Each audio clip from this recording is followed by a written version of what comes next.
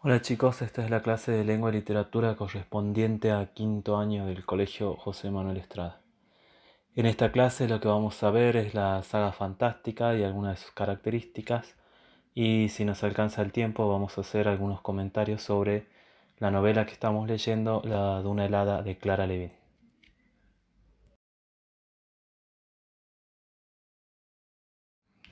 Antes de avanzar, como ustedes saben, estas semanas tenemos muchas cosas para festejar o hacer en Salta.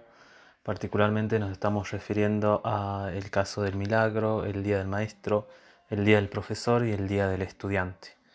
Desde el colegio nos han pedido que hagamos alguna reflexión sobre lo que significa ser docente en tiempos de pandemia, así como también sobre los procesos de enseñanza-aprendizaje. La reflexión que yo les traigo aquí tiene que ver con la confianza o la valoración de todo lo que nosotros hacemos, y como docentes, aclaro, y de lo que ustedes también están haciendo, ¿no? Eh, Hay que tener confianza en que lo que hacemos en la virtualidad tiene un sentido y sirve para algo, ¿no? Si nosotros entramos pensando que esto no sirve o no vale nada o es de segunda categoría, y probablemente no vamos a llegar muy lejos o vamos a estar muy desmotivados para iniciar o aprovechar las clases. En el caso de lengua, muy probable, por la orientación en economía que ustedes tienen, que ninguno de ustedes vaya a seguir eh, carreras afines a las humanidades. Sin embargo, uno de los objetivos de esta materia es que ustedes puedan crear hábitos de lectura y hábitos de escritura. Y para eso están pensados todos los ejercicios, ¿no? Ustedes, como se habrán dado cuenta, todos los años leen al menos 3 libros distintos, y eso los va a ayudar mucho a enfrentar o a cursar sus estudios superiores que están muy próximos a iniciarse. Del mismo modo, los hábitos de escritura. Siempre estamos escribiendo respuestas de parciales, ensayos, informes, monografías y muy probablemente en algún momento la famosa tesis. Entonces, ojalá que esta frase los motive y que los haga empezar de nuevo o continuar estas actividades sabiendo que tienen un sentido y que sirven para algo.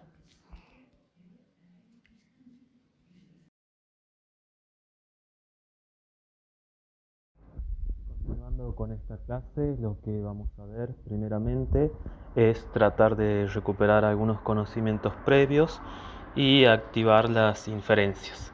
Para eso, la primera pregunta que vamos a contestar entre todos es ver qué sagas conocemos. Pueden ser tantos del cine y de la televisión. Bueno, ustedes acá me habían nombrado a Harry Potter, la saga de los 7 nombres, los Juegos del Hambre, Crepúsculo. Yo particularmente soy muy fanático de El Señor de los Anillos y de la saga de Juego de Tronos, pero también tienen otras, ¿no? Por ejemplo, Star Wars, sí, Un Mago de Terramar. Esa es puramente literaria, pero a lo mejor les interesa o pueden investigar un poco sobre eso. A partir de esta saga vamos a extraer algunas características.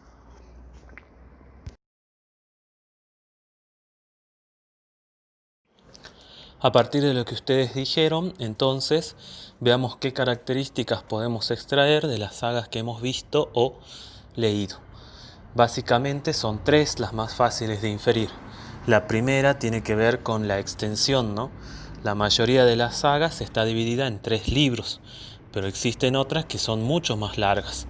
Por ejemplo, El Señor de los Anillos abarca más o menos 12 tomos, de los cuales la película o la historia que nosotros conocemos por las películas solamente está contenida en los últimos 3. La saga de Harry Potter tiene aproximadamente 7 libros, 2 libros que son una especie de spin-off, en los cuales se cuentan la historia de Newt Scamander, y ahora creo que salió un nuevo libro que continúa la serie. Los Juegos del Hambre está dividido en 3 tomos, la saga de Crepúsculo son varios libros, eh, la saga de Juego de Tronos hasta ahora van 5 libros y se esperan que salgan 2 más. En definitiva, son muchas páginas las que el escritor hace para tener una saga. Otra característica que ustedes van a inferir fácilmente es la intertextualidad. Recuerden que la intertextualidad significa la relación que hay entre los textos, ¿no? Es decir, cómo ciertos fragmentos, cierta temática, ciertos personajes nos recuerdan a otros textos o a otros personajes que han aparecido ya en diversos escritos que hemos leído a lo largo de nuestras vidas. En este caso, con los ejemplos, ustedes lo van a entender un poquito mejor.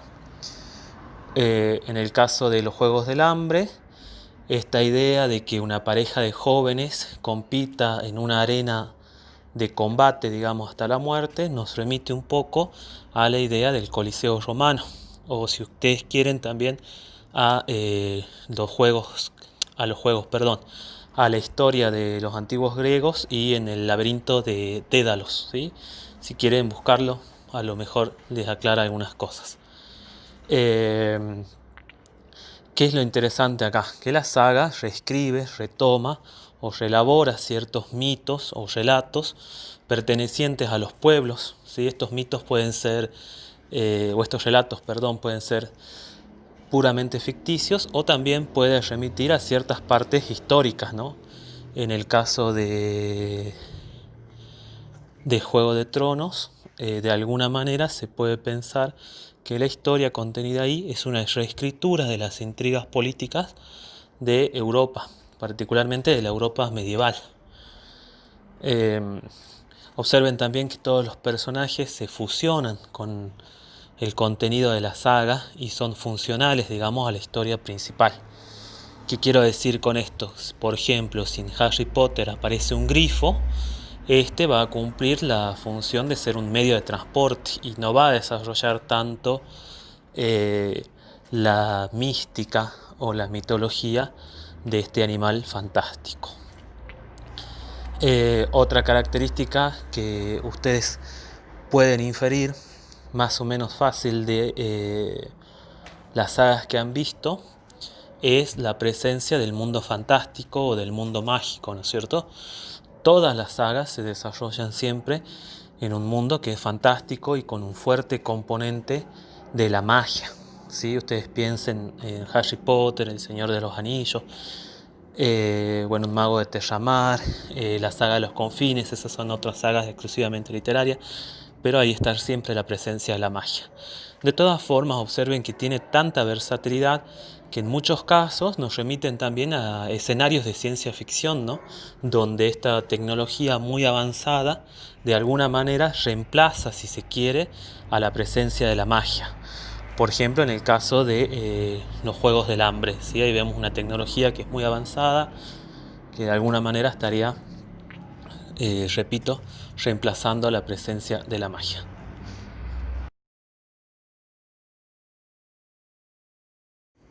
Continuando con las características, vamos ahora a ver una que es un poco más difícil de inferir y tiene un nombre más técnico. Se trata de la presencia del icono texto y de los materiales de apoyo que normalmente acompañan una saga. El icono texto básicamente se reduce a la presencia del mapa que encontramos en todos o en casi todos los libros al comienzo de la saga. Este mapa es muy importante porque nos dice dónde van a suceder los hechos, cómo se denomina ese mundo mágico, cuáles son los reinos, digamos, por los que vamos a pasar, qué características tiene cada lugar, quiénes son sus habitantes, dónde están los objetos mágicos, etc. De alguna manera también el icono texto o este mapa nos permite trazar el viaje del héroe y hasta cierto punto el lector podría sentir que acompaña al héroe o que acompaña esta lectura, la hace como más vivida, ¿no? A veces también el icono texto puede ser un árbol genealógico también, o algún dibujo o algún objeto que tenga como muchos detalles que sea importante para la historia. La presencia del material de apoyo nos referimos para el caso de sagas que han alcanzado una complejidad inusitada, digamos, es decir, que han creado un universo totalmente autónomo, un universo muy amplio y que puede necesitar explicación. Por ejemplo, nos puede servir para entender ciertos usos, ciertas costumbres, ciertos animales fantásticos que están por ahí dentro de la saga. No quiero adelantar mucho sobre esto porque espero que ustedes los puedan encontrar o más o menos puedan deducirlo de la saga que estamos leyendo. Eh, Piensen si quieren, por ejemplo, en la saga de la Guerra de las Galaxias, ¿sí? En las cuales aparecen estos animales de cada universo y bueno, cada animal tendrá su característica y nos podrá informar para qué sirve o qué hace o qué uso tiene ese animal o cómo es ese planeta, ¿no es cierto? Acá al costado yo les dejé en la imagen un mapa de Juego de Tronos, donde ustedes van a ver ahí los 7 reinos en los que se divide el continente imaginario de Westeros o Poniente y cómo caracteriza, digamos así, muy brevemente o muy como al aire, al voleo, digamos, porque no sé si ustedes lo han leído o han visto, pero bueno, ahí tienen, por ejemplo, el reino de Invernalia al norte, que se caracteriza por ser frío, y al sur tienen el reino de Dorne, que se caracteriza por ser muy caluroso. Y esos dos factores afectan a los habitantes de estos reinos. ¿Estamos? Entonces, eso es la presencia del icono texto.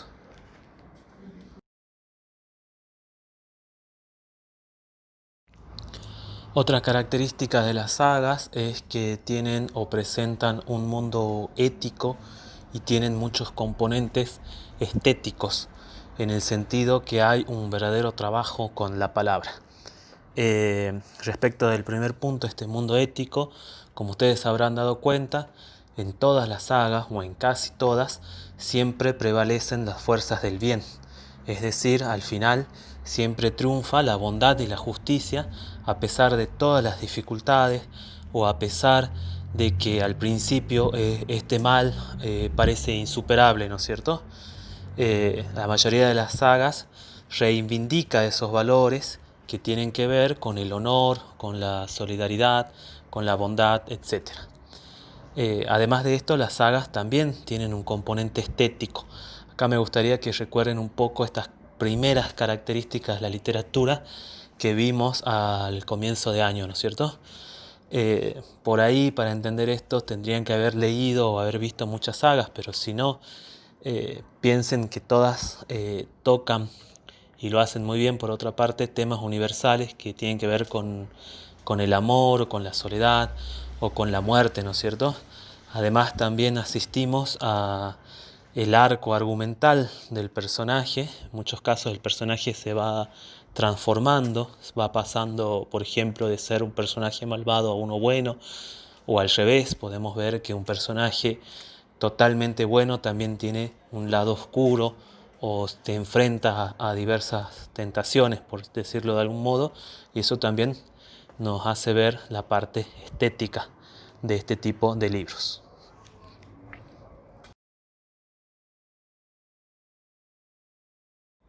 La próxima característica que vamos a ver se deriva de las anteriores, tiene que ver en este caso con la complejidad que tiene el mundo de las sagas y la necesidad de un lector activo, ¿no? Respecto a la complejidad, bueno, me parece que ya está bastante claro a estas alturas. Intervienen muchos personajes, muchas historias, muchos lugares, hay historias paralelas, precuelas, secuelas, spin-off y todo eso va conformando el material de la saga. Y por esa misma razón necesitamos siempre un lector activo, es decir, un lector que se implique realmente en la lectura, que muchas veces tenga que investigar, digamos, un poco más para entender completamente el sentido de la historia. Pensemos, por ejemplo, en Star Wars. Para entender completamente la historia que nosotros vemos en el cine, tenemos que saber o tendríamos que saber un poco sobre la mitología de los Jedi y los Sith y entender por qué o cuál es la rivalidad que existe, digámoslo así, entre estas dos fuerzas, ¿no?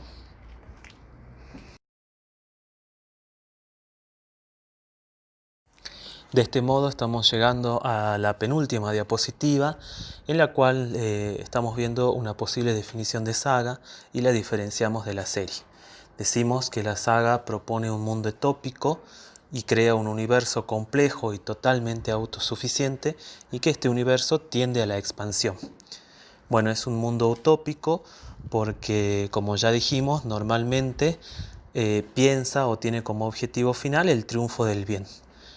También construye un universo complejo y plenamente autosuficiente.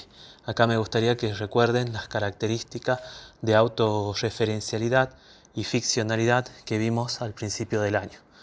Este universo tiene pleno sentido en sí mismo, y acá se desarrollan las historias de todos los personajes, los cuales viven, crecen y mueren dentro de este universo.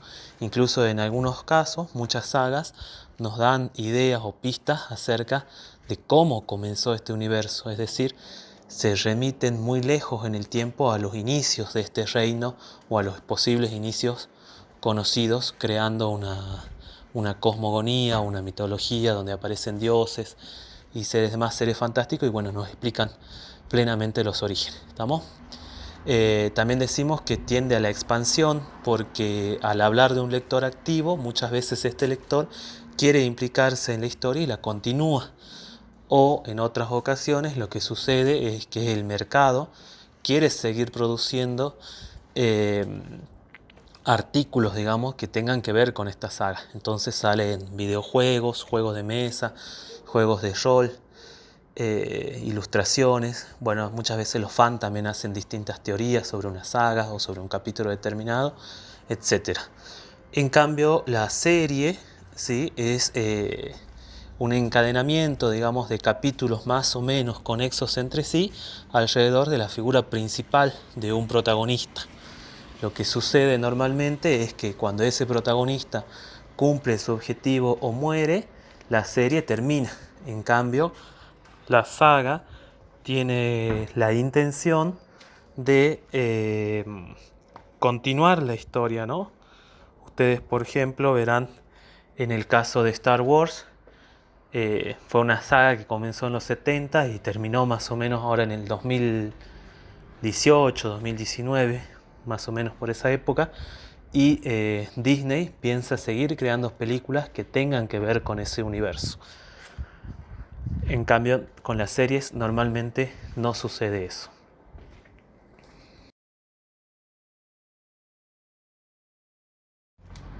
Bueno, terminando, una última declaración que es importante hacerla es decirles que no siempre es tan sencilla la distinción entre una saga y una serie, sobre todo cuando nosotros trabajamos con productos televisivos.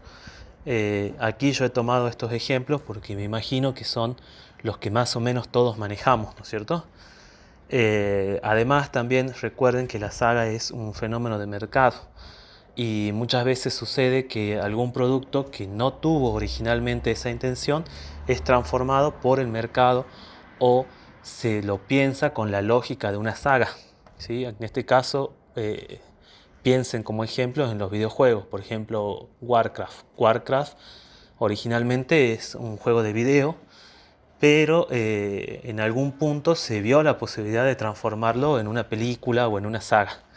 Lo mismo sucede, por ejemplo, con Los Vengadores. Originalmente eran cómics independientes o relativamente independientes entre sí. Luego se les ocurre hacer un cómic que efectivamente tiene el nombre de Los Vengadores. Y hace unos 10 años, desde el 2010, le tratan de imprimir la lógica de la saga, ¿no? Es decir, crear este universo totalmente autónomo, con personajes que tienen historias paralelas entre sí y que van armando entre ellos como un rompecabezas una historia central. No termina la saga, fíjense en que ahora llegó el final de esta película Endgame, pero ya se están hablando de las posibles continuaciones y qué es lo que se piensa seguir a futuro. ¿Estamos? Entonces, repito, no siempre es fácil distinguir la saga de la serie, y sobre todo cuando trabajamos con productos que fueron pensados para la televisión o el cine. Aquí solamente les he usado en forma ilustrativa, y aparte les dejo a ustedes la ficha teórica, donde me parece que sí va a estar un poco más claro o mejor explicado estas características. Dicho esto, aquí terminamos. Como siempre, cualquier duda la pueden anotar en los comentarios, me mandan un correo o me lo hacen llegar por los canales habilitados.